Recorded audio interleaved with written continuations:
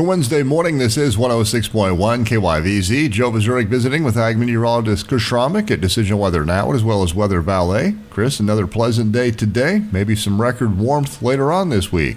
Yeah, Joe, we're starting off November here on a warm note and a dry note. We haven't had any precipitation across the entire state of Kansas, except for a couple shots on the eastern side that got around 10 points or less a couple times.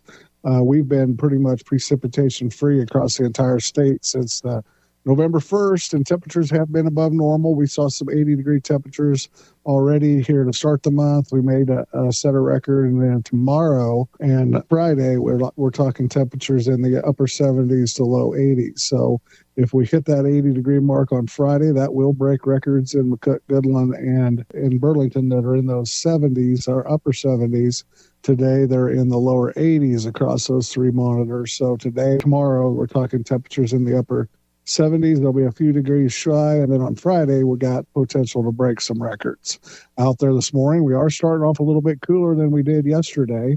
Yesterday, we were in the 40s across the entire area. This morning, we're more typical what we think we should see this time of year. We got 27 out there in Goodland, 29 in Imperial, 31 in Burlington. You get onto Highway 25, we've got 32 in Atwood Oberlin, 30 in McCook, and 33 down there at Oakley. We've got a west-northwesterly wind at 5 to 10 miles per hour, that westerly direction, and some southwest direction here this afternoon. And then again tomorrow will be what pushes those temperatures up there to high readings in the 70s. We're going to go highs this afternoon, 70 to 75.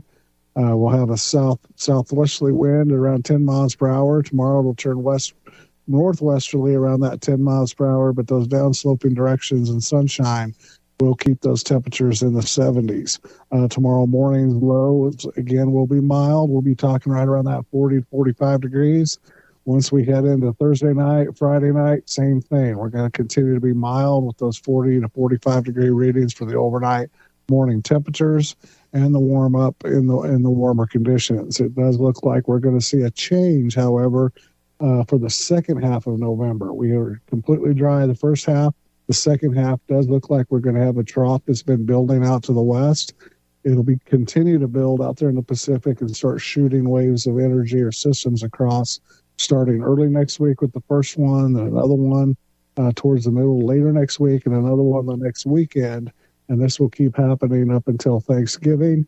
And computer models are showing for the second half of November, we could be looking at 1 to 2 inches of precipitation. So that would be unseasonably wet for November if that would happen and those systems would take the right track.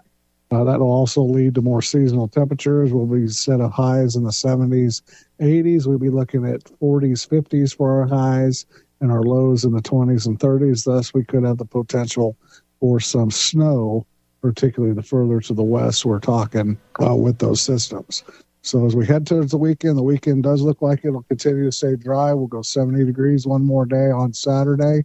Sunday, we'll start to see some clouds and cold air filtering in with the trough and cold front. By Monday morning from the north, we'll be looking at 60-degree highs there.